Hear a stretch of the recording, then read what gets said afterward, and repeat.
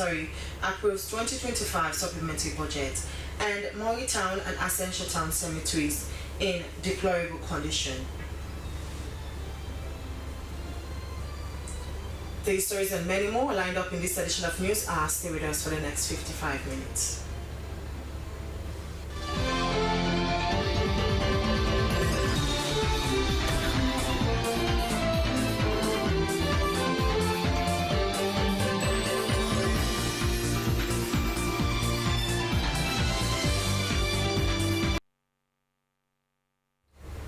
Welcome back to News Hour. We begin with one of our top stories.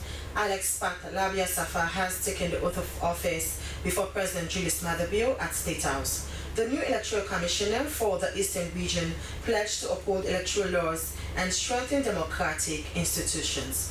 Let's join our State House correspondent, Amosei, for more on that story.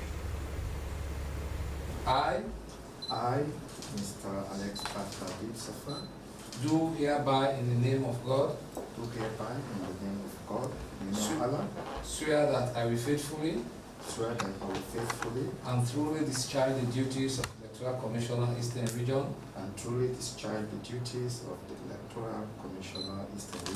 of the Republic of Sierra Leone, and that I will support, uphold, maintain the Constitution of Sierra Leone, as by law established. So help me Allah. The new Electoral Commissioner East, Mr. Alex Safa, expressed gratitude for the confidence placed in him. He pledged, today, deeply honored and profoundly humbled by the trust you have placed in me to serve as Electoral Commissioner of Sierra Leone.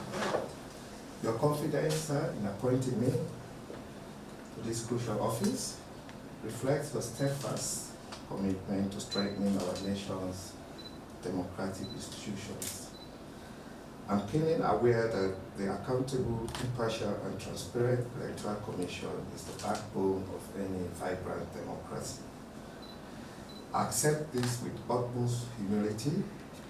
I pledge to serve with integrity, objectivity, and dedication, guided by the principles enshrined in our Constitution and electoral laws.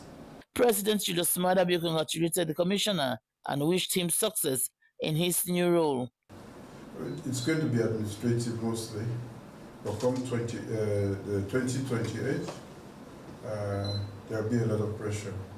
So you have to know how to deal with that pressure, how to deal with our pressure, because we are going to mount a lot of pressure on all of you, as you know, for you to stay above board and produce a credible result. And it is normally a very difficult time for the Commission, and anybody in that position should prepare yourself mentally, maybe physically too, but more psychologically, so that you can survive that period with your integrity intact. President Bill reminded Commissioner Safa that the job is tough, but he won't be alone. He said other commissioners are ready to support him. The Electoral Commission for Sierra Leone is responsible for organizing all public elections and referenda and registering eligible voters. For Slbc TV News Hour in Freetown, Hawamoswe reporting from State House.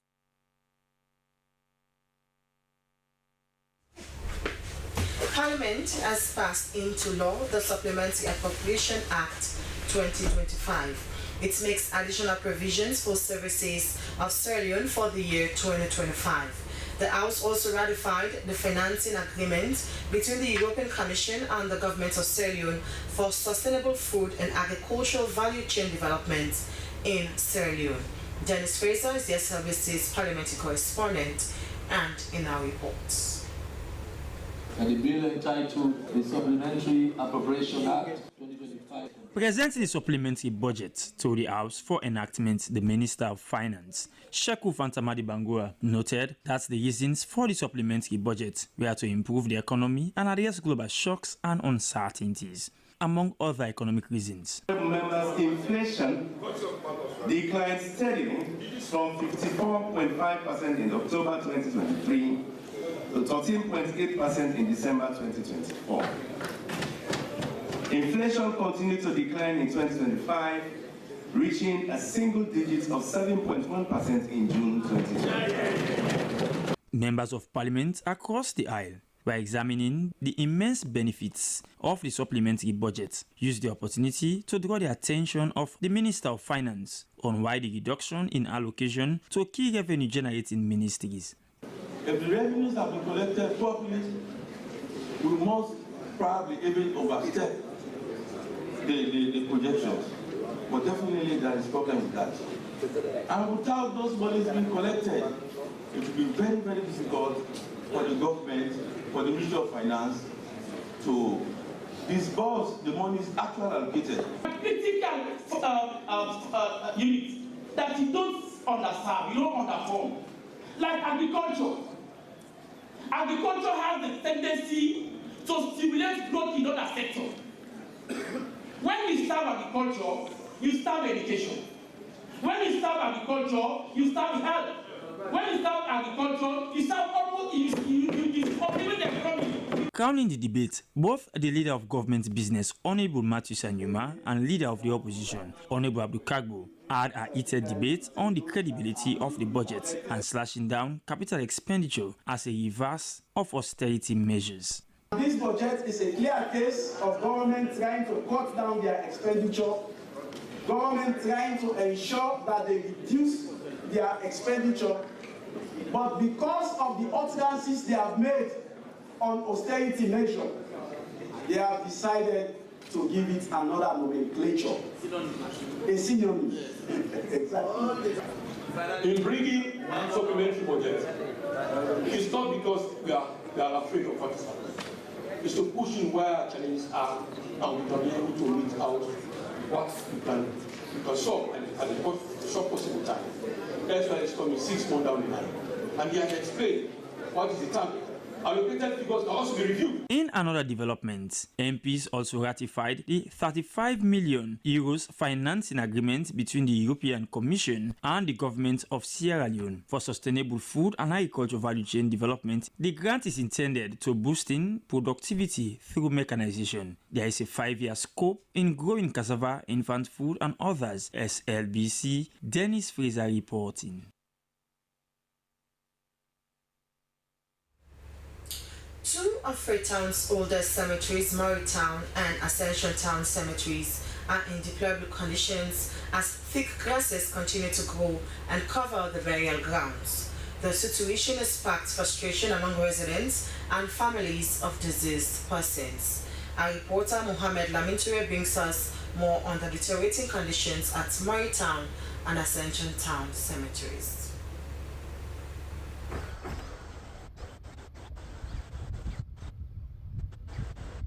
Just like a bush, you understand? And the cemetery is supposed to be a place, where people come cherish the memories of their loved ones who have passed away. Government or the council. We are appealing to the government and authorities to clean this place. It's been neglected for long and needs urgent attention. Concerns are mounting over the worsening state of two historic cemeteries in Freetown. Freetown and Ascension Town cemeteries are being covered by giant grasses. Residents say little or no maintenance is done here. Continuous rains have made the weeds grow rapidly. Families visiting the graves of loved ones have expressed sorrow and disappointment at the lack of care. Graves are barely visible beneath the dense vegetation, and walkways have vanished into tangible underbrush. For many, these cemeteries are not just burial grounds, they are places of remembrance. Today, they resemble abandoned fields. We can watch in place. Long we see how they turn. We self not happy. There is a life after death. It is painful. We come to honor our loved ones, but the place is covered in bush. It feels like they have been forgotten. They for clean and fine. Because they say godliness is next to cleanliness.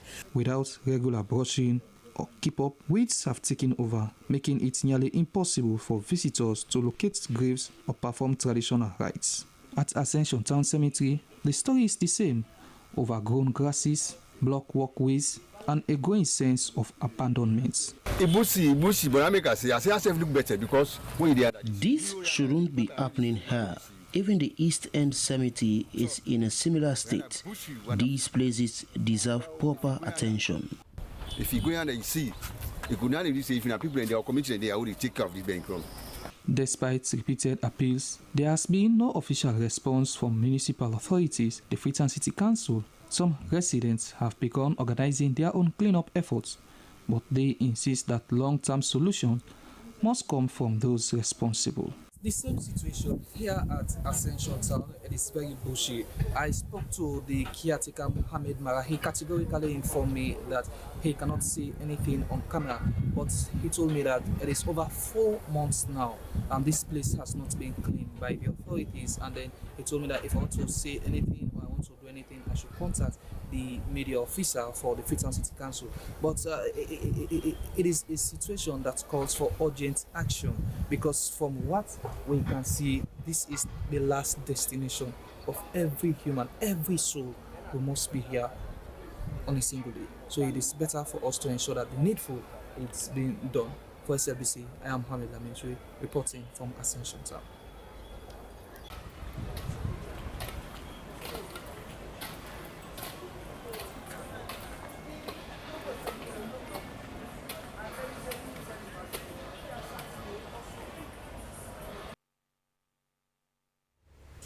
The Gold Lion Mining Company in Kenema, Chiefdom, Canada State has been discovered to be one of the establishments that have been violating local content laws in Sierra Leone. This was made known during an ongoing local content compliance auditing exercise by the Sierra Leone Local Content Agency. Emmanuel Samura went along. Local content agencies' arrival was like a torch that shed light on the dark areas of Gold Lion Mining Company's violation of local content laws. The light started shining during the introduction when it was discovered that all of the top management staff of the company were Chinese nationals who rely on an interpreter to communicate with the Sierra Leonean staff and visitors. After several hours of the auditing exercise by the local content team, it was realized that Gold Lion Mining Company lacks documents or evidence to prove its adherence to the country's local content laws. Also, no records for local content management team engagements. Because remember, in the local content plan that you submitted, that was approved, you must have committed to it that this is your local content management team. It's expected that that team should be meeting periodically. It was also discovered that the company has done little or nothing in terms of corporate social responsibility activities, skills transfer and training for local staff, among others. The amount of CSR presented as expenditure is not considered as CSR in this case.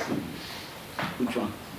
For instance, I assume this is in dollar, not leons. Yes. $5,000 was given to the Ministry of Mines. We don't consider that as CSR.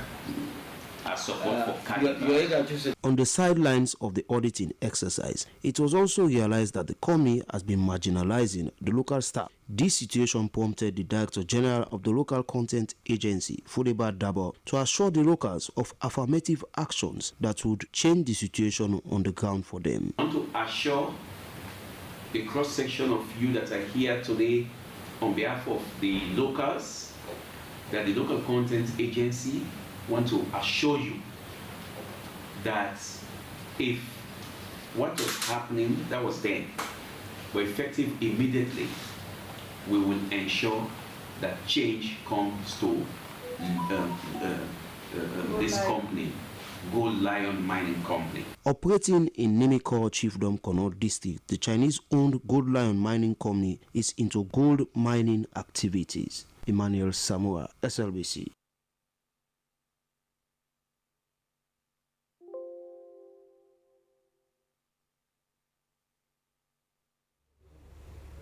The Teaching Service Commission, TSC, has asked the Ministry of Finance to investigate over 4,000 teachers across the country over what the Commission deemed as negligence of duty. This is according to the TSC's spokesperson, John Victory Sankor, during an interview with the Slbc's Sierra Leone.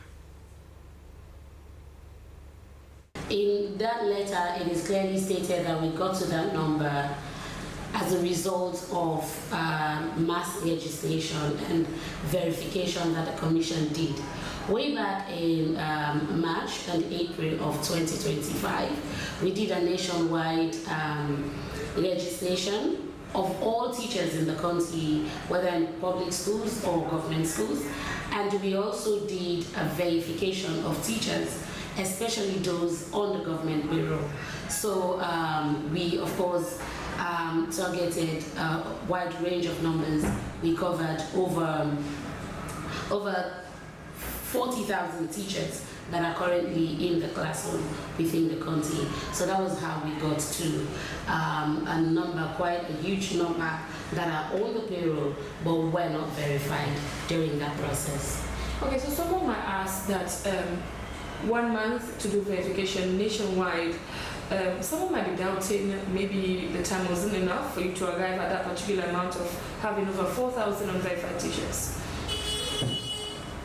Okay, yeah, that's a legitimate concern, but I also want to draw attention of the public to the process that we used. So what we did was we ensured to recruit enough enumerators, people that we recruited that stayed within the communities.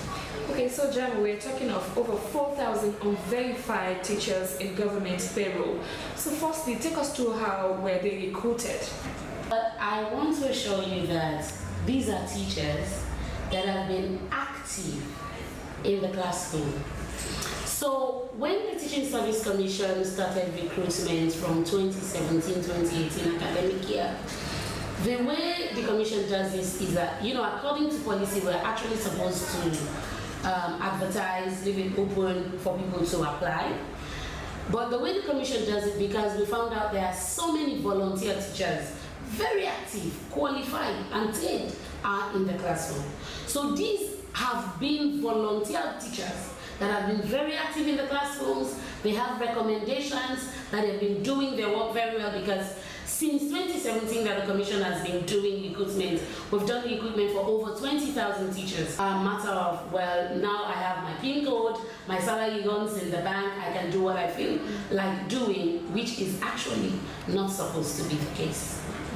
Okay, so what's the next step? So the next step is to get back. Of course, we are giving the next step, like I said, the next step would be to give our teachers the opportunity to prove that, first and foremost, they are actually going to the classrooms, and to regularize where they are, because it also has to corroborate with the existing pupil-teacher ratios in schools across the country.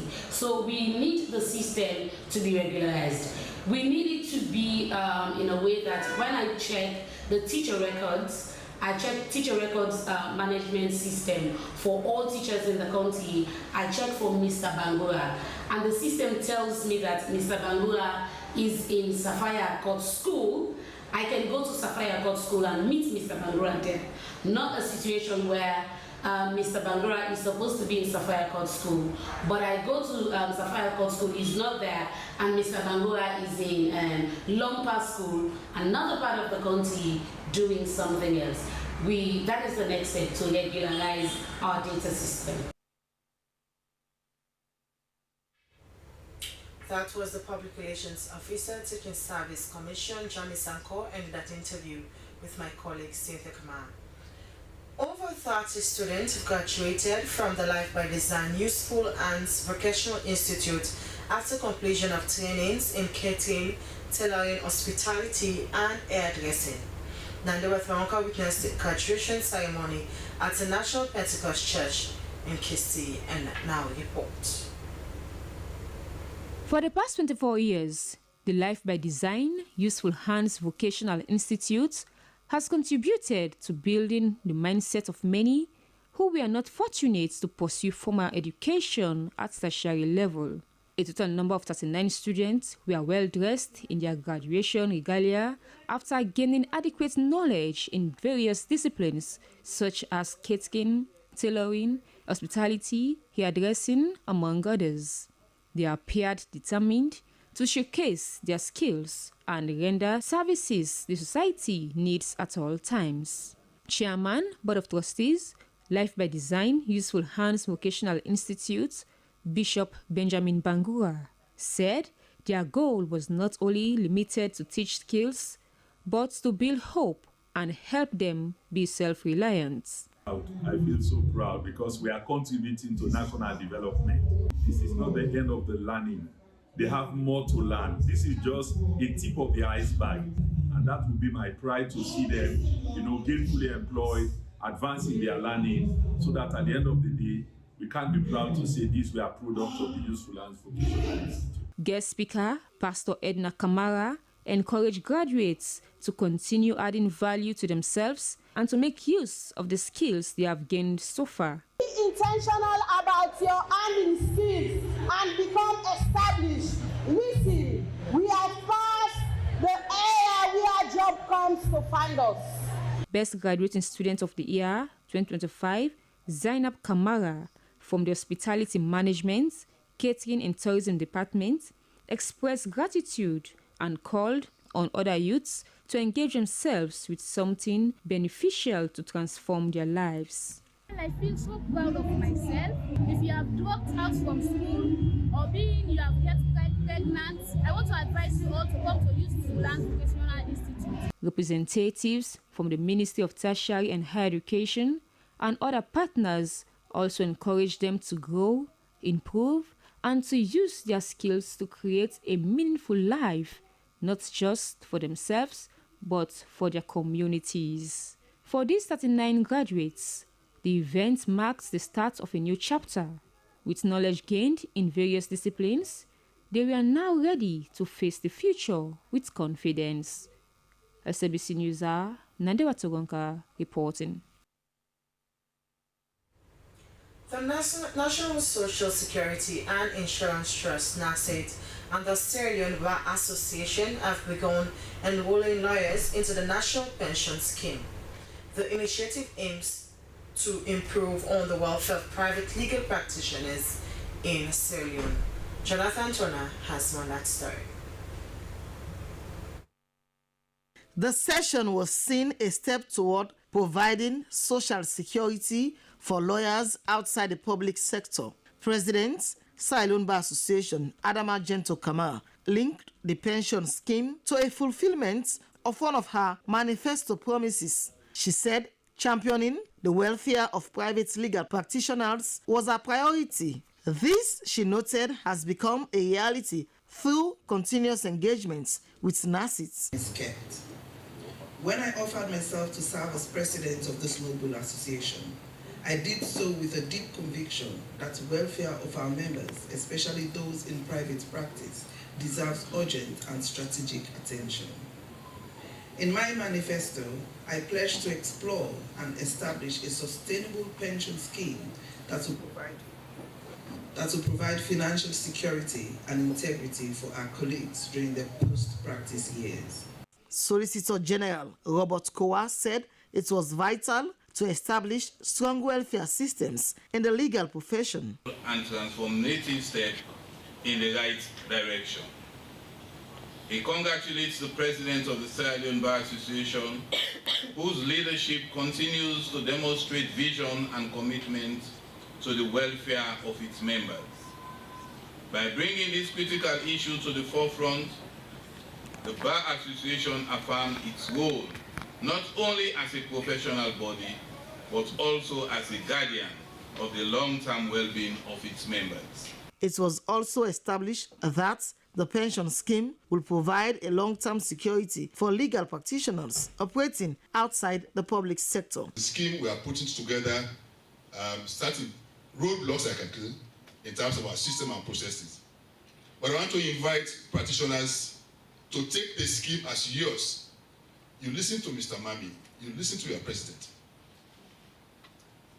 And retirement in this country is not anything everybody's longing towards, or all want a long life, also. But nobody wants to retire from the work. Why? Because by our nature, by our systems, we can only save when we are compelled to save.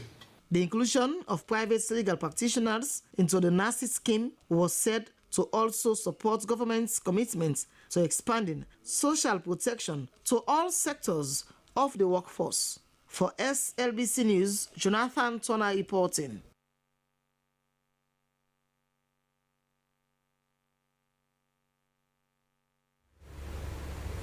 The Inspector General of Police, William Fayaselu, has met with the 5th contingent of the Formed Police Unit, FPU, which had returned to the country following their peace mission in Somalia. He described the performance as good based on recent reports that police had received by AU and UN bodies. Abdul Mansaye witnessed the event at Kinton Police Mess in Freetown. The meeting of the police boss, IGP William Fayaselu, with the 5th contingent of the formed police units, was to motivate and inspire the officers, was attended by senior police officials and members of the FPU.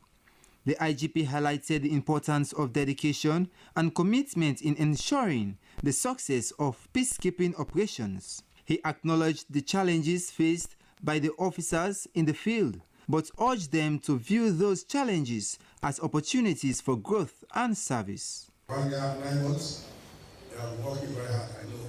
I get the feedback. Just this morning, I was talking to Dr. Park. He called me, we were talking, and he spoke very well of our contingent. He spoke very well of how they comported themselves. Although we have a report of people who misconducted themselves twice in the mission, that report is there, and that report is not dead. The IGP further elaborated on the expectations from the FPU members, encouraging them to enhance their skills and engage in continuous professional development. So make yourself relevant. Try, don't sit in one place. Always, we have lots of opportunities out there. Look for it, grab it, and it's yours. Don't say, I can get a bag of rice. No, the more you grow old, the more your responsibilities multiply. So find a way to push those emerging challenges that will come across you in your life. That's why we appeal, teach everybody, talk to people to make yourself relevant. Let people know that you're there. Let people know that you have skills you can use in the job. IGP William Fayaselu continued to address the FPU 5th, noting that there were a lot of changes and improvements that has been made in the police department during the 1 year, 9 month stay at the peacekeeping field, stating the production of their uniforms will be nationally made, among others. The IGP expressed his confidence in the capabilities of the 5th contingent of the FPU and reiterated his commitment to providing them with the necessary resources and support to excel in their duties. SLBC News, Abdul Mansari reporting. The Minister of Social Welfare, Meruz Kaminti, has pledged government's continued support to the aged, organization supporting the aged, adding that the government's vision for human capital development was not only about young people, but old ones as well. She made that statement during the launch of the Dofa Aged Times magazine. Moses Conte has the story. I want to officially launch this magazine for the aged. The Dorotoni Organization for the Aged magazine was to document and share stories that have contributed to society so that the younger generation can better learn and emulate good values from these senior citizens.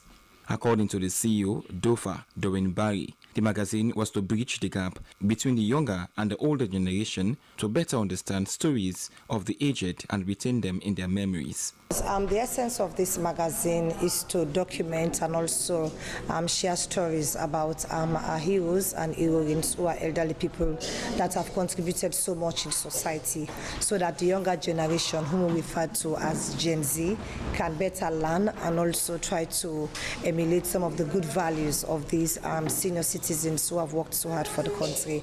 According to the CEO, the magazine will be produced annually in order to bring out ideas and inspiration of more elderly people to reverence their relevance in society. She, however, appealed for support to continue the endeavor. We are encouraging the international donors and local partners and ministries and institutions to come on board and support us. This is a venture that everyone should embrace. The maiden edition of the magazine focuses on the relevance, success and challenges of King George's Home for the aged. So we know we have like only one home in the country, the King George's VI home.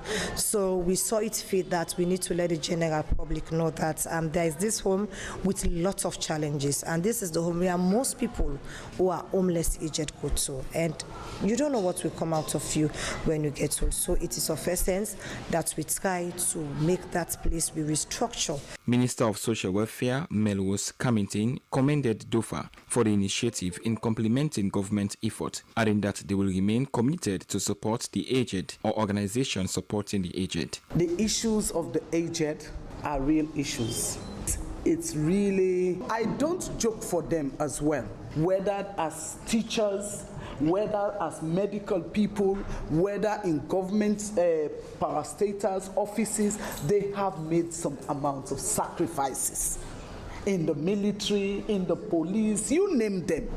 And when people like that have aged now, they deserve not only the respect, but a dignified life. The Deputy Minister of Information and Civic Education, Bokari Bao, and several representatives from ministries, departments and agencies applauded DOFA's efforts, while also appealing for more support to organizations that cater for the well-being of the aged. My own appeal would be, how do we ensure that we are not just paying attention to this activity today, but to reading the content of this magazine and ensuring that this stage, these people that this magazine is bringing to us to take care of, it is a stage that we all go through.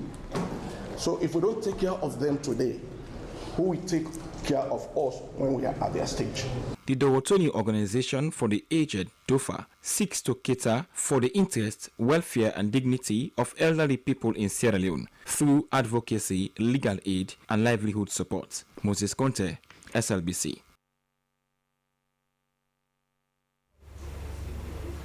If you're just joining in, this is News coming to you live from the Sierra Leone Broadcasting Corporation from Freetown. We continue with more stories. The Sierra Leone Association of Journalists, SLAJ, in collaboration with the Veteran Journalist Union VEJU, has opened a book of condolence in memory of the veteran journalist Ibrahim Karim Say, who died. The solemn event took place on SLAJ headquarters in Freetown, where colleagues, friends, and family members gathered to honor a man described as a pillar of truth and professionalism in journalism. Cecilia Alicisse has the details. It was a moment of reflection and reverence as members of the journalism fraternity came together to honor the memory of a man whose life was deeply intertwined with the profession he loved. The late Ibrahim Karim Say, a seasoned media practitioner, was remembered not only for his powerful pen, but also for his enduring legacy in institutional development. The chairman of the Veteran Journalist Union and a founding member of SLAJ, Eunice Cisse, described the late man as a humble and peaceful character who contributed immensely to shaping journalism in Sierra Leone. He is a dedicated mentor. It is not holding the stick all the time. to young journalists who come to join the profession.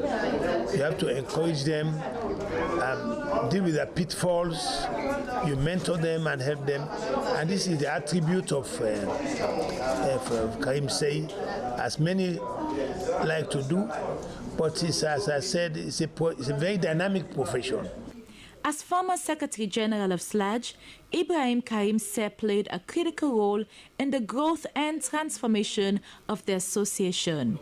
He helped strengthen the organization's structure, expand its influence, and advocate for press freedom at a time when journalism was faced with major challenges.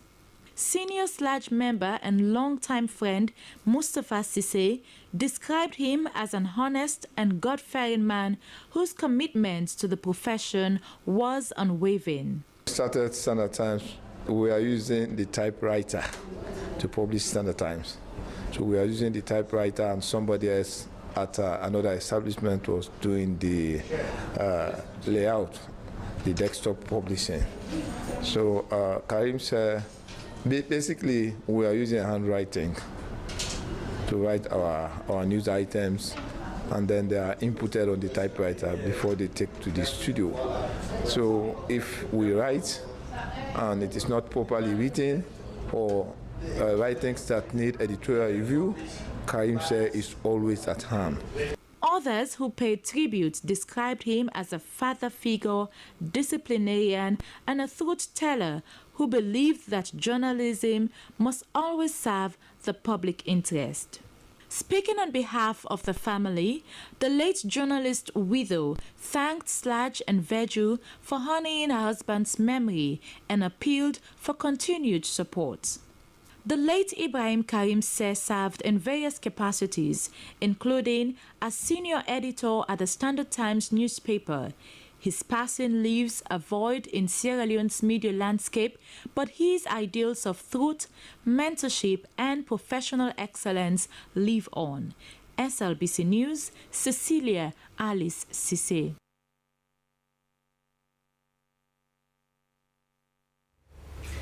The final and perhaps the most spiritually significant day of Charles Sasalana UK 2025 witnessed thousands of Ahmadi Muslims from across the globe pledging their allegiance in what remains the most moving and historic moment of the event.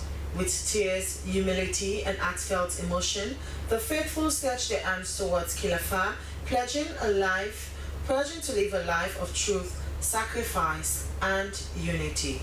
Let's find out more from Francis Barnett.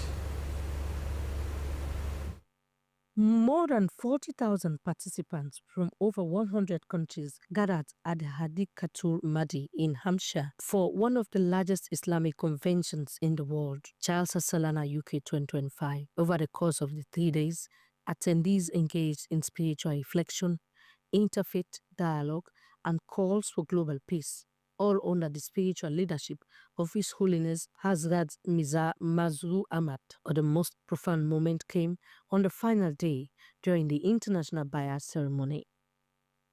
Tens of thousands placed their hands metaphorically in the hand of the Caliph, pledging allegiance to peace, truth, and submission to the will of Allah. Allah ilaha illallah wahdahu la sharika lahu wa ashhadu anna Muhammadan abduhu wa rasuluhu. Tears flowed freely as voices echoed in unison, reaffirming their commitment to the teachings of Islam. In his final address, His Holiness Hazrat Mirza Masroor Ahmad called on Ahmadi Muslims to uphold the highest standards of righteousness, justice, and law for humanity. He emphasized the responsibility of every believer to be an ambassador of peace, especially in times of growing division and injustice around the world. It's been 3 days of transformation, connection, and spiritual revival. For many, the Bayat was a turning point. For others, the words of the Caliph will continue to guide their everyday lives, but for all who attended. It's hard to put into words the emotions of this final day, For many, the Bayat is not just an ordinary ceremony. It is a spiritual recommitment to their faith. And as Jalsa 2025 ends in the UK, many attendees return home with renewed faith and commitment to their mission. Reporting for SLBC, Frances Bernard.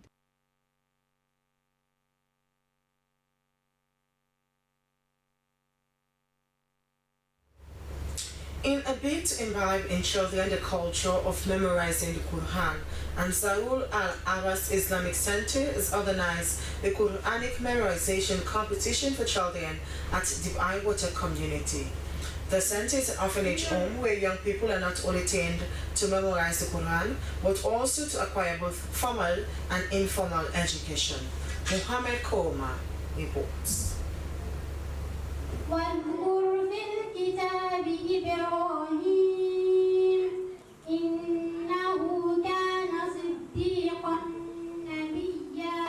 The adage, catch them when they are young, is crucial in Islam, as it emphasizes the importance of instilling morality in the minds of children, especially in their formative years. Ansarul Al-Abbas Islamic Center at Deep Water does not only serve as an orphanage home, but a breeding ground where children and adults memorize the Quran and also pursue secular education. The management of the institution organized a Quranic memorization competition for students in and out of the orphanage who competed for various portions of the Quran known in Islam as 5 juz, 10 juzu and 15 juzu.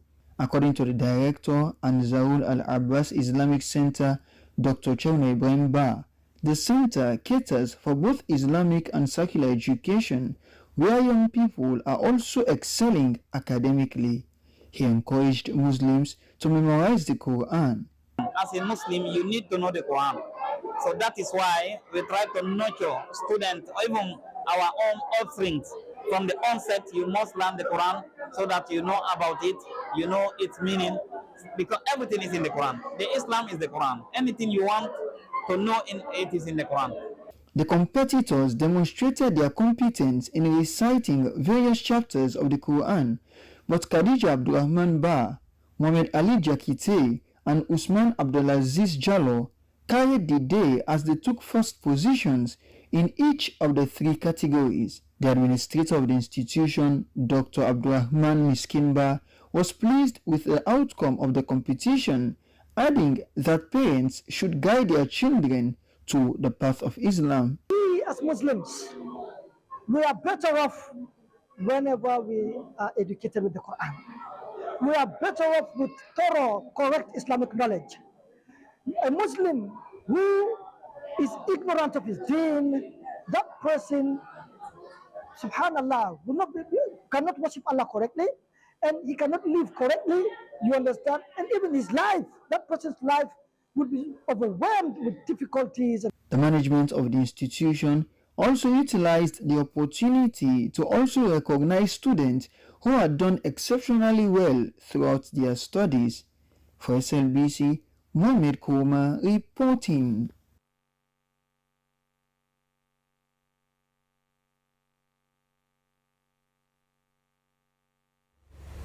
From Mohamed Koma, we now move on to international news.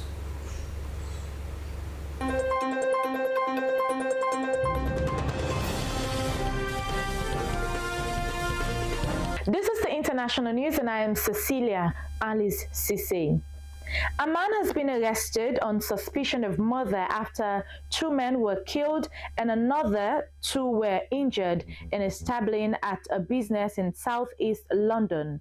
A 58-year-old man was pronounced dead at the scene, and a 27-year-old died in hospital following the stabbing on Long Lane in Bermondsey. A third man, who is in his 30s, is in a life-threatening condition in hospital, the Met Police said. The arrested man, aged 31, is also in hospital, although his injuries are not believed to be life-threatening. The victims are believed to have been known to each other, the Metropolitan Police said. Donald Trump has met First Minister John Sweeney to discuss whiskey tariffs and the situation in Gaza as his 4-day visit to Scotland draws to a close. Following the meeting, Sweeney told BBC's Scotland News that he believes the North Sea oil and gas industry is being overtaxed. Earlier on his Truth Social platform, Trump called North Sea oil a treasure chest for the United Kingdom and said taxes were too high on oil and gas production.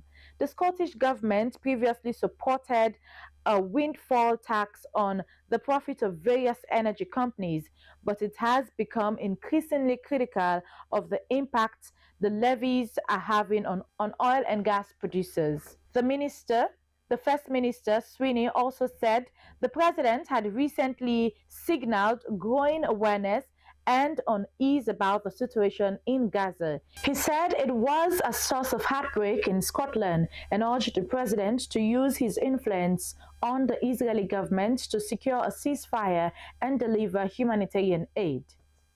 Thousands of people joined demonstrations in the capital city, saw roads blocked, shops looted, cars destroyed, as well as clashes between demonstrators and police. Police in Angola has said 4 people have been reported killed and 500 have been arrested after demonstrations in the capital, Luanda. As frustration spilled over, groups of protesters took to the streets in various parts of Luanda, chanting against fuel price increases, nearly 5 decades of rule by the governing MPLA party, and expressing their frustration with the country's current state of affairs. Local authorities in Luanda on Monday also issued a public statement expressing deep concern over the event, which they described as disturbances and acts of vandalism associated with the forced hustling of taxi services. And finally, on the international news, Burkina Faso has said it considers the death of Burkinabe activists in custody in Ivory Coast to be an assassination. Alan Traoré, commonly known as Alino Faso, has been arrested 6 months ago in Ivory Coast on charges of espionage. On Saturday, the Ivorian authorities announced that 44-year-old Traoré had taken his own life 2 days prior while being held at a military academy. Burkina Faso's information minister said the government rejects the suicide theory, while Traoré's supporters have accused Ivory Coast of carrying out a cover-up for political repression. In response to the activist's death, Burkina Faso's Foreign Minister Karamoko Jean-Marie Traoré called for full light to be shed on his tragedy and demanded the body to be repatriated to Burkina Faso. He criticized the Ivorian authorities for announcing Traoré's death in a public statement on social media and alleging not contacting his family first. Traoré had moved from Burkina Faso to Ivory Coast with his family in 2021. Well, that's the end of the international news on SLBC. Thanks for watching. I am Cecilia Alisise.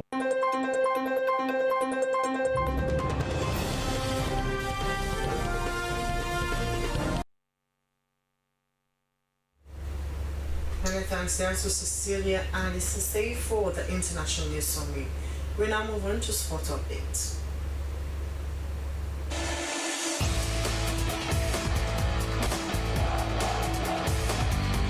Thank you very much. In this edition of the updates, we turn our attention to Sierra Leone star boy Augustus Kagbo has once again demonstrated his unwavering commitment and exceptional talent as he gears up for the 2025-2026 football season. With impressive pre-season form and a determined mindset, Kagbo looks poised to make a significant impact in the coming campaign. Let's join Abdul Kabir for more details.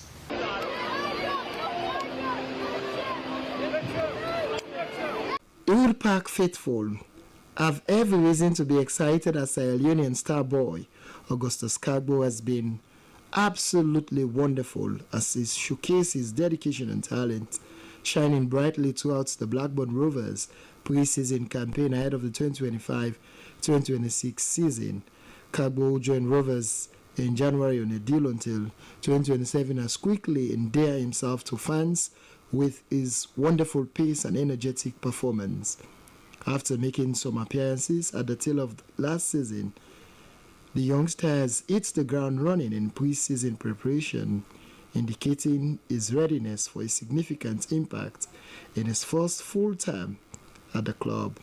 Recent reports highlight Kagbo's standout performances, including a notable goal in Blackburn's emphatic 5-1 victory over Qatar SC in a pre-season friendly in Spain. Coming on as a second-half player, Kagbo not only provided an assist, but also sealed the win with a well-taken goal in the 87th minute, underscoring his attacking ability. Manager Ismail has expressed satisfaction with the team's pre-season progress, noting how players are stepping up their levels and building strong connections. Kagbo's impressive form is a testament to this, with the Sierra Leone international looking sharp and eager to carry this momentum into the competitive season. And now we turn our attention to the international scene. A Sierra Leone under-18 volleyball team is preparing to represent the nation at the upcoming African Championship, scheduled to take place from the 1st to the 7th of August 2025 in Abuja, Nigeria. The young team is training hard and aiming to make the country proud on the continental stage. But that's all we can share in this edition of The Update. Thank you very much for joining me. I'm Mohamed Lamintoui, and goodbye.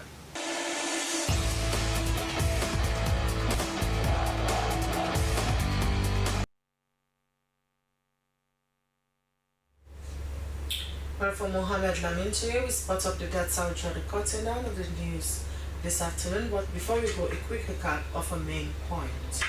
Alex Pak Labia Safar has officially taken over office as Electoral Commissioner for the Eastern Region. He was sworn in by President Julius Maada at State House during a ceremony attended by people from various sectors. Parliament has passed